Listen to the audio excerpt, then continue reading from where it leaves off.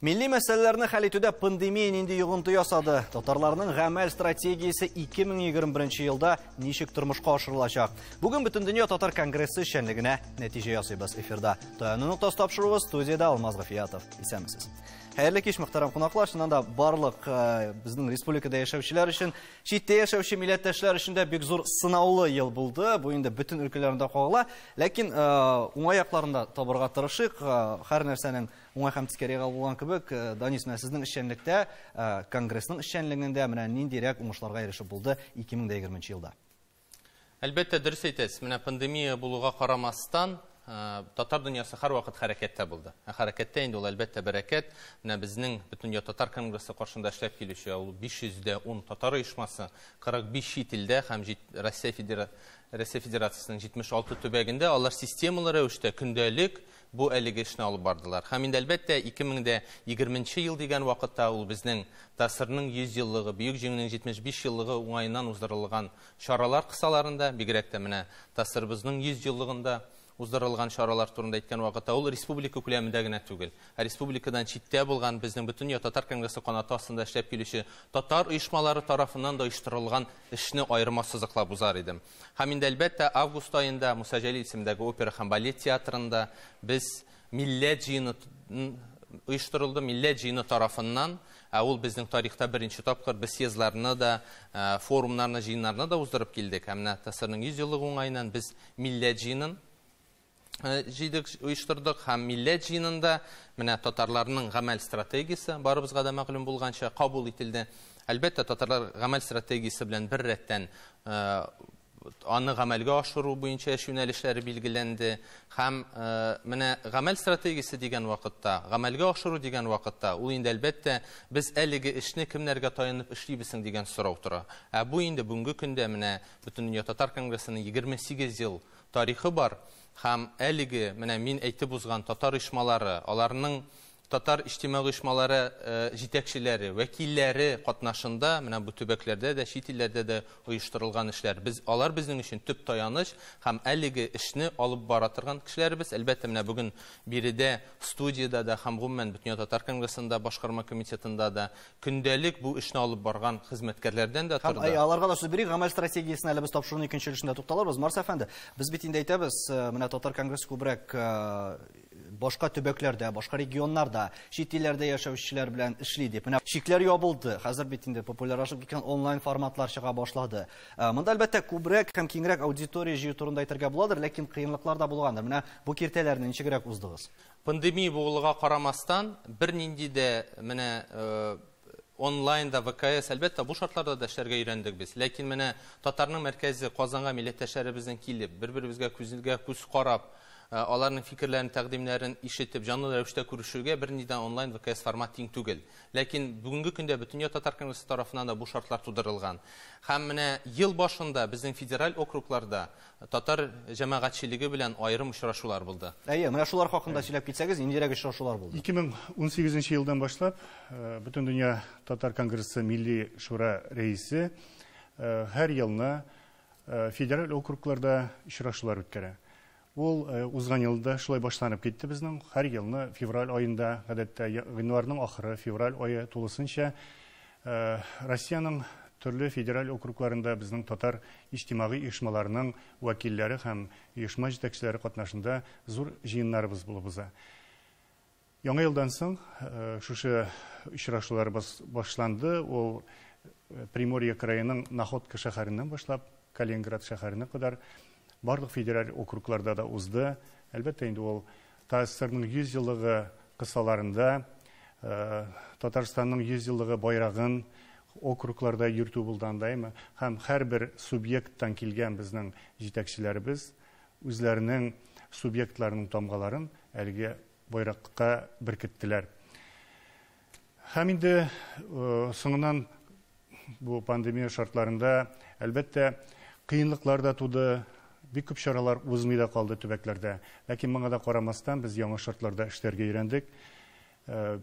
Бик тиз генә, мәсәлән, төбәкләр белән элемтәләргә керү,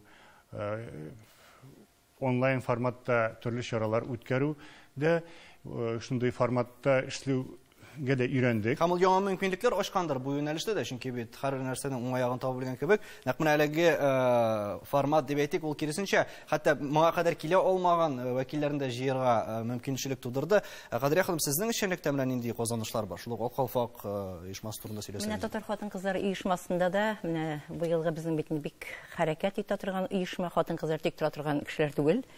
Һәм менә шушы вакытта да менә онлайн форматта, горизонталь яссылыкта халыкны җыюга өйрәндек. Һәм менә шушы халыкны җыю һәм илаһи онлайн аша без үз оешуга өйрәндек. Һәм менә шушы үз оешу вакытында без онлайн дәресләр үткәрдек, онлайн без бәйгеләр үткәрдек, онлайн һөнәрләрне өйрәндек беребездән-беребез. Һәм менә шуңа күрә ул укучылар белән бик күп бәйгеләр үтте безнең онлайн яссылыкта. Һәм менә шушы безнең халыкның, хатын-кызларның тик тормавы, һәм инде безнең бер девиз аша эшлибез: ирне ир иткәндә хатын-кыз дип. Менә монда инде безнең бүтән нишкәлекләре белән, алар белән кул эшләренә дә, гомумән бүтән яктан да безнең эшләргә мөмкинлекләр тудырылды. Һәм инде элекке һөнәрләрне кире кайтару, үзебезнең менә татарның бик гади генә булган һәм шул вакытта бер вакытта да татардан калмаган, мәсәлән, сөлгеләр чигү безнең бүтән регионнар 19 регион катнашты. Аны онлайн башкарып буламы соң менә очрашмыйча, күзгә-күз карашмыйча һәм өйрәтмичә? Аны өйрәтәсең онлайн форматта, аннан соң төрле ниләрне җибәрәсең, үрнәкләрне, һәм алар чигеп почта аша җибәрәләр. Һәм менә безнең бүгенге көндә 62 шулай сөлге җыелды. Ул бик зур эш булды, хезмәт булды. Һәм менә инде без киләсе елга да инде намазлыклар чигү буенча, дисциплинаны кулдан ясау буенча үзебезгә инде йөкләмәне кабул итеп алдык. Һәм тагын төп тармакларның берсе, Илгизәр әфәнде, мәгариф һәм мәдәнияткә дә тукталып үтәсе иде. Алар ниндирәк үзгәрешләр кичерде 2020 елда? Белүегезчә, безнең мәгариф системасы өчен бөтенләй бу авыр шартлар булды. Әмма кыска гына вакыт эчендә без барлык мәгариф оешмаларының бу эшкә кирип китүен күрдек. Безнең өчен сынау елы булды. Бигрәк тә бу безнең милләттәш төбәкләрдә яшәгән милләттәш яшь студент абитуриентларны Татарстан Республикасы югары уку йортларына кертү эшчәнлегендә. Белүебезчә, менә узган елда ул безнең студентлар барса дистанцион форматта документларны тапшырдылар кабул итү комиссияларына. Без инде монда теге абитуриентны һәм югары уку йортын арасында бәйләүче функцияны үтәдек. Һәм без моны миңа калса бик яхшы үтәдек, чөнки безнең бер гаризада читтә калмады. Без һәрберсе белән индивидуаль аралашып тордык. Монда инде телефоннан тыш ул менә шушы Zoom конференцияләр аркылы безнең өчен артык проблем булмады. Кирешеп китүе генә авыр булды. Әмма без хәзер менә әзер 2021 елның уку ел кампаниясына кирип китүгә бу безгә күпкә җиңеләйтте. Чөнки без аның төп ысулларын, төп юлларын аңладык, белдек. Менә матбугат белән эшчәнлек ничегрәк көйләнде икән бу ел? Без беләбез, барыбыз да, әлбәттә, матбугат өлкәсендә дә инде яңа форматларга ияләшә башладык, яңача күз аллый башладык бөтенләй журналистика. Менә Гөлназ ханым, сез ниндирәк юнәлешләр буенча үзегез өчен яңалык ачтыгыз? Беләсеңме, менә бу пандемия безгә социаль челтәрләрдә эшләргә киң мөмкинлек тудырды. Һәрбер кешенең кулында телефон, һәркемнең интернетта эшләп тора. Шуңа күрә менә без ныклап шушы социаль челтәрләрдә эшләү мөмкинлеген интернетта, Инстаграмда, сайтта, Контактта, Фейсбукта рәхәтләнеп эшли алдык. Һәм шушы форматта без бәйгеләр дә оештырдык. Һәм менә шушы бер бәйгене генә әйтеп китәсем килә, Татар авылы дигән бәйге булды ул. Анда дөньяның Татар авылы, Татарстанда, Россиядә гына түгел, чит илләрдә бар икәнен күрсәтә алдык без. Һәм анда 400-дән артык катнашучыбыз катнашты. Һәм менә шушы бер мәйданга тупланып, без фикерне җиткерә алдык. Алай гына да түгел, біз сабан туйларында быел онлайн, виртуаль сабан туй уздырдык. Без бөтен дөнья Татар конгресс сайтында, монсыда безнең хезмәт бит инде аның. Без тапшыруларның берсендә күтәргән идек әле. Әйе, менә халык җыелды, халык карады, халыкка ул кирәк булып чыкты. Нишлисең, башка юл юк. Алла бирсә, киләсе елга менә бу сабан туйларны безнең теләк. Сабан туйны онлайн күз алдына китереп булмый инде аны, барыбер нәрсә дисәң дә, ничек кенә булса да, эшләсәгез дә, барыбер сабан туй ул инде халыкның бергә җыелышу һәм ышанып калабыз 21 елда шунда элекеге халәткә әйләнеп кайтыр дип. Һәм Гүзәлиягә дә сүз бирик инде, монда бәйгеләр турында да сүз булды. Яшьләр өчен ниндирәк бәйгеләр үткәрә алдыгыз? әлбәттә, ел шундый кыска булса да, без мөмкин кадәр үзебезнең чараларында уздырдык. Аерым әйтәсем килә, 10-нчы тапкыр апрель аенда Габдулла Тукайның туган көнендә без Мин татарча сөйләшәм акциясын уздырдык һәм онлайн форматта инде 6 сәгать буе тартлар альтернатив музыкасы вәкилләре өчен аерым шундый мәйданчык булдырдык. Һәм аерым җәйгә килгәндә, менә милләт җыены рамкаларында программасында без гөрләтеп Иске Татар бистәсендә печән базары бәйрәмен уздырдык. Спектакльны керттек, моноспектакль. Шуңа һәрбер кунак, һәрбер катнашучы кеше анда үзен 18-нче, 19-нчы гасыр кешесе буларак үзен кабул итә алды. Менә инде көзгә килгәндә без дөнья күләм татарча диктант акциясын уздырдык. Анда безнең Татарстанның районнарыннан алып Австралияның Аделаида шәһәренә кадәр катнашучылар булды һәм статистиканы алсак инде 300 меңнән артык кеше катнашты. Аерым әйтеп узасым килә, шулай халыкара татар кызы бәйгесе хакында. Без аны әлбәттә 20-нче елны уздыра алмадык, шуңа күрә 20-нче елда планлаштырабыз. Аерым республика күләм татар кызы бәйгесе узды. Бәйгенең беренче тапкыр тарихында бөтен 45 районда катнашты. Аерым Казан өчен сайлап алу этабы һәм әлбәттә ярым финал узды. Хәзерге вакытта безнең 12 финалист кыз билгеле һәм менә бу январь-февраль айларында алар өчен инде аерым белем бирү, укыту программасы төзеләчәк. Әмінә татарлар ғәмәл стратегиясы турында рекламадан сөйләшербез.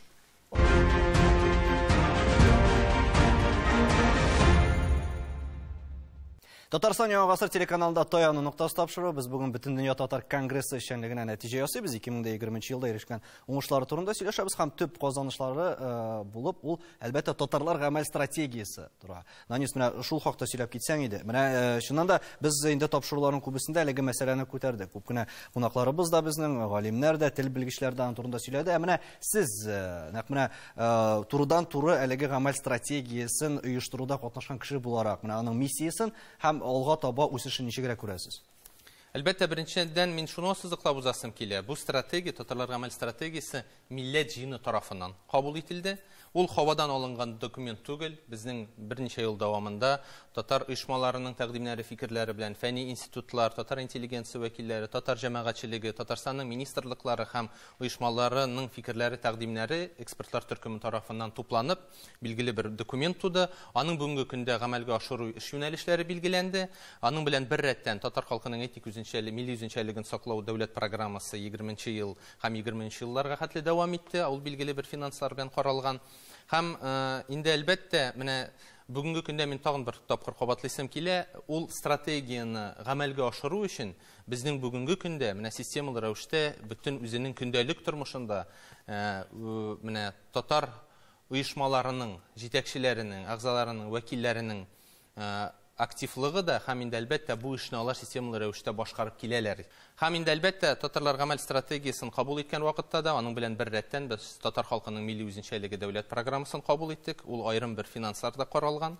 Анда безнең грантлар да, милли костюмнарны, милли уен коралларын бирүдә, безнең татар оешмаларына ярдәм итү йөзеннән дә.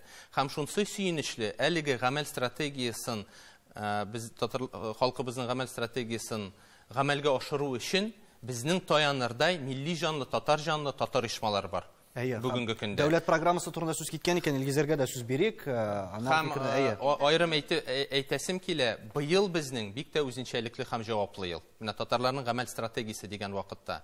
Узган елны без декабрь аенда Бөтен дөнья татар конгрессы милли шурасының киңәйтелгән утырышта Бөтен дөнья татар конгрессы тарафыннан татар халкының бердәмлеге елы дип игълан иттек һәм менә 18 январь көнне, Алла бирсә, без инде Бөтен дөнья татар конгрессының милли шурасының киңәйтелгән утырышында җан исәпкә бәйле татар халкына мөрәҗәгать кабул итәчәкбез. Илгизгә дә сүз бирик. Илгиз, менә әгәр дә без менә бу дәүләт программаларын алабыз икән, грантларны, менә монда чыннан да тормышка ашырырдай җирлек бармы?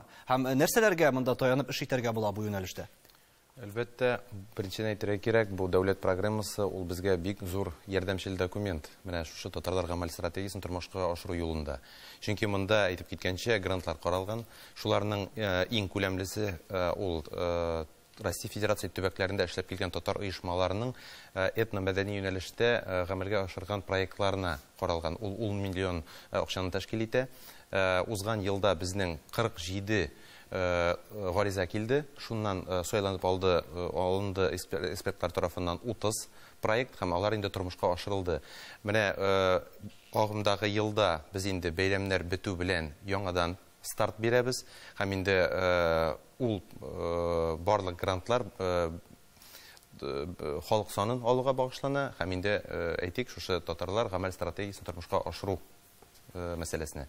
Хадрия ханым, сез нинди өметләр баглыйсыз әлеге стратегия? Чөнки монда бит ул бит киң колачлы һәм менә аерым конгресста эшләүчеләрне генә кагыла дип әйтеп булмый. Тулаем милләт язмышын хәл итә алырлык стратегия. Менә сез ниндирәк юнәлешләрне күз алдында тотасыз? Минем өчен гамәл стратегиясе, аның үтәлеше ул 200-300 меңләп үз телебездә сөйләшүче, үз киемебездә булган, үз гореф-гадәтләребезне, йолаларыбызны үтәүче татар гаиләләре булу. Менә шушы татар гаиләләре, шушы татар милләте генә безнең суверен Татарстаныбызны саклап кала. Суверен Татарстаныбызны саклап калуы шушы стратегияның үтәлеше дип уйлыйм мин.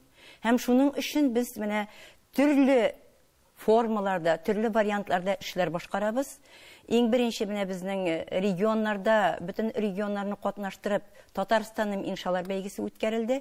Һәм шул ук вакытта безнең регион ара 3-нче бөтен Россия татар кызы Ак калфак лауреаты бәйгесе үткәрелде. Төрле регионнардан безнең бик күп кызларыбыз катнашып, чөнки татар кызына барып җиткәнче безнең балаларыбызны әзерләргә тиеш. Аның төрле ясылыкта әзерләргә тиеш һәм төрле категорияда, ягъни яшь үзенчәлегендә. Иң беренче татар кызчыгы, татар малаеннан башлыйбыз без, бөтен регионнарда, хәтта чит илләргә таралды ул. Һәм бу инде безнең 6-7 яшьләр арасында, аннан соң менә безнең китә 9-нчы, 10-нчы, 11-нче класс кызларыбыз белән, аннан соң бөтен балалар 17 яшькә хәтле балалар белән иншалар бәйгесе төрле темаларга менә безнең киләчәккә киләсе менә шушы елда безнең нинди алымга без алаганбыз, нинди менә милләтнең сакланышы теле турында безнең инде бәйгеләргә, иншаларга җибәрелде бөтенесе дә. Һәм менә аннан соң безнең 40 мең кеше катнашып, 40 мең, әле 40 меңнән артык та ул менә безнең Җәлил укулары бәйгесе, бөтен дөнья буенча бара торган менә Җәлил укуларында атап китәр идем. Шуны да соннар гаҗәпләндерә һәм әгәр дә без әйтәбез икән инде монда шул ук яшьләр арасындагы бәйгеләр дип Гүзәлия, шуны да әйтергә яратабыз бит инде без яшьләр татар телен белми, өйрәнми дип. Менә ничегрәк уятырга мәхәббәт. Бу конкурслар белән генә бит инде аларны татарча сөйләшергә мәҗбүр иттереп булмыйдыр. Әлбәттә булмый. Беренче чиратта ул безнең милли үзаңны формалаштырырга кирәк яшьләрдә. Һәм әлбәттә менә бу шул ук безнең чаралар, акциялар ул ничек тә булса кешеләрне этәрәк кызыксынырга. Гомумән, хәзерге вакытта менә әйтә алабыз статистика буенча шәһәрдә яшьләр уялмый татарча сөйләшергә. Татарча беләсең икән, ул русча әйткәндә инде синең зур плюс. Шуңа күрә хәзерге вакытта яшьләр рәхәтләнеп сөйләшә, чараларда катнаша, уялмыйлар. Һәм аерым әйтеп узасым килә, менә хәзерге вакытта татар телендә белем бирү өчен шундый проектлар бик аз. Гомумән инде безнең университетта да без татарча белем ала алмыйбыз. Кызганычка каршы филология һәм журналистикадан тыш безнең бар ачык университет дип аталган платформа. Анда без бушка курслар оештырабыз. Кемнәр өчен уздырыла? Гомумән кем тели, татар теленә, тарихка, мәдәнияткә, дизайнга кагылышлы менә мәсәлән мин телим икән, татар дизайны булырга мин ул курсларны узам. Һәм гомумән һәм аннары инде аерым проектлар алам. Шуңа күрә менә шундый ачык университет платформасы турында да әйтеп узасым килә. Анда кирип, гомумән менә бу курслар белән танышып, узып чыгарга мөмкин. Һәм безнең читтә яшәүче татарлар да бик күпләп карый. Марса әфәнде, менә гамәл стратегиясына кемнәр мөрәҗәгать итә ала һәм кемнәрнең бәлки тәкъдимнәре бардыр, кемнәрнең бәлки шулай ук инде аңлыйсы киләдер нәрсә турында ул стратегия дип. Аның белән ничегрәк танышырга була һәм менә нәрсәләр киңәш итәр идегез кешеләргә әлеге юнәлеш буенча. Беләсезме, бу гамәл стратегиясе буш нигездә барлыкка килгән документ түгел. Инде әйтелде, бөтен дөнья татар конгрессы әгъза булып торучы оешмалар Россияның 76 төбәгендә һәм 45 чит илдә.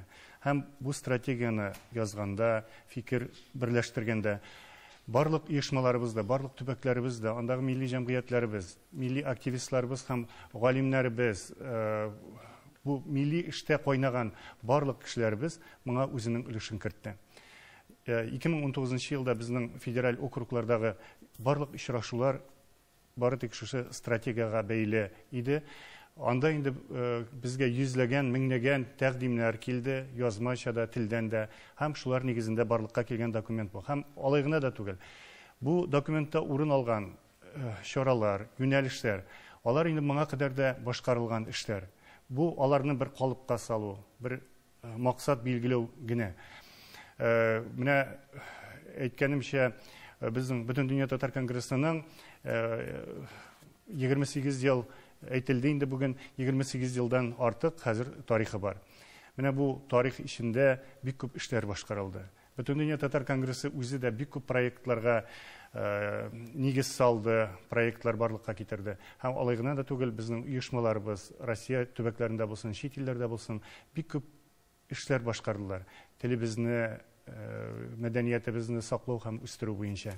Һәм менә шушы гамәл стратегиясе нигезендә без тагын да бер үзебезгә конкрет максатлар билгеләп, бер юнәлештә барыбыз бергә хәрәкәт итәрбез дигән өметтә калам мин. Зур эшләр башкарылган турында әйтелде. Менә ничек халыкка җиткерергә аны? Шулай сез әйтегез бит, монда төрле платформалар кулланыла, социаль шелтәрләр дип. Чыннан да бүген яшьләрне кызыксындырырлык, яшьләрне түгел, безнең милләттәшләрне Татарстанда булсын, монда чит регионнардамы, чит илләрдәме, менә аларны чыннан да бүген шаккаттыру авыр, ләкин ничектер шаккаттырырга кирәк.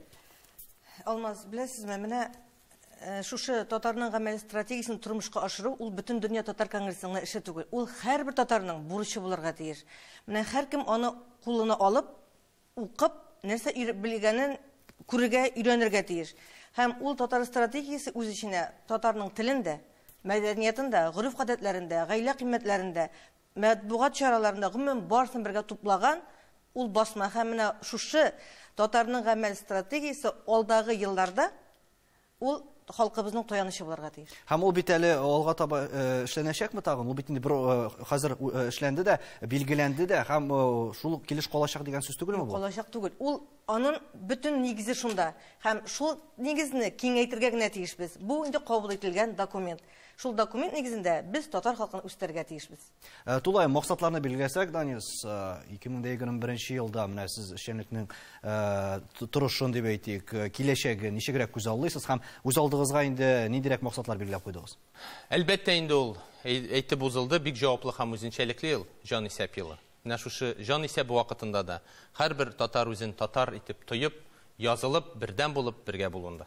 Татарларның үзләренең татар булып тануында, Кадрия ханым, сез ничек уйлыйсыз? Ниндирәк адымнар башкарырга кирәк? Чөнки һәр татар да бит әле ул шул ук җан исәптә дә әле үзен татар дип язмыйча, татар дип хис итмәскә мөмкин. Менә аларга нәрсәләр киңәш итәр идегез? Менә шуңа күрә дә безнең эш буын, әгәр дә мәсәлән мин үземнең балаларым, оныкларым телне белеп, гореф-гадәтләрне үтәп яши икән һәм диннегә мөнәсәбәтен үзгәртеп, уңай караш белән яши икән, менә бу вакытта инде һәр татар гаиләсендә шулай була икән, менә бу татарның гамәли стратегиясе үтәлә дигән сүз. Димәк, эшне гаиләләрдән башларга кирәк дигән сүз. 75 ел алына монда. Менә әйтик бит, стратегия үтәләме дип. Эш буын дип сүз алып барабыз икән, монда 75 ел аралык алына.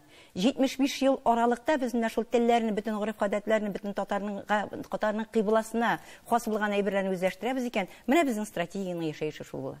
Һәм нәрсәләр көтәргә киләчәктә шулай ук Илгиздән дә сорап китик әле. Менә әлеге стратегияның киләчәге ничегрәк күз аллыйсың һәм аның эшчәнлеге алга таба ничек алып барылырга тиеш?